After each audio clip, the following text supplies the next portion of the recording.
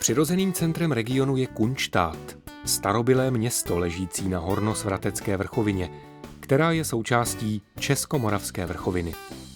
K největším obcím v tomto kraji patří už od 13. století. Na Kunštátském náměstí najdeme mnoho zajímavých objektů, ať už je to barokní fara z druhé poloviny 18. století, barokní dům z roku 1756 nebo socha krále Jiřího z Kunštátu a Poděbrad. Takto tady král Jiří stojí od roku 1885. Bronzové desky u kašny na náměstí krále Jiřího připomínají všechny významné události města.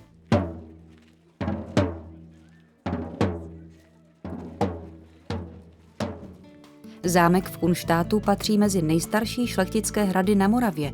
Unikátní objev románského hradního paláce dokládá založení hradu už v první polovině 13. století. Páni z Kunštátu vlastnili panství až do roku 1521. Nejslavnějším z nich byl už zmíněný panovník Jiří z Kunštátu a z Poděbrad. Hodnotný komplex zámeckých budov je obklopen parkem založeným v 17. století. Psí hřbitov z konce 19. století je nejstarší svého druhu v Evropě.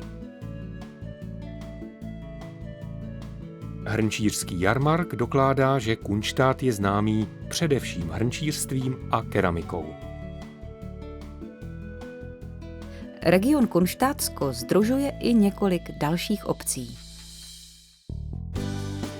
V údolí dvou skalních hřebenů Kunštátské vrchoviny leží vesnice Makov. Nedaleko obce Nýrov, kde se říká Na Hradisku, působila za druhé světové války partizánská skupina. V místech Zemljanky je dnes pomník. Obec Petrov se nachází v údolí potoka Petrůvka mezi obcemi Sichotín a Sulíkov. Rozseč nad Kunštátem je nejvýše položenou obcí regionu. Leží na silnici, která kdysi měla být dálnicí z Plzně do Ostravy. Nedaleko obce se těžilo stříbro. Rozseč má krásné okolí s nejvyššími kopci na Kunštátsku. Je vyhledávaným místem k letní i zimní turistice a k houbaření. Jeskyně blanických rytířů v obci Rudka vytvořil Stanislav Rolínek v období mezi dvěma světovými válkami. V uměle vyhloubených podzemních prostorách vznikly sochy legionářů, blanických rytířů, jezdecká socha svatého Václava a socha lva u vchodu do jeskyně. A také monument, svého času největší v Evropě, 14 metrů vysoká socha prvního československého prezidenta Tomáše Garrigua Masaryka. Ta však byla za druhé světové války zničena německými okupanty. Nad celým areálem je přístupná Burianova rozhledna. Obec Sulíkov leží na východním okraji Českomoravské vrchoviny v oblasti přírodního parku Halasovo-Kunštátsko. Turisticky zajímavý je kostel svaté Maří Magdalény a zachovalá a udržovaná je i lidová architektura. V osadě Vřesice se nachází jedna z posledních hrnčíren s původní pecí.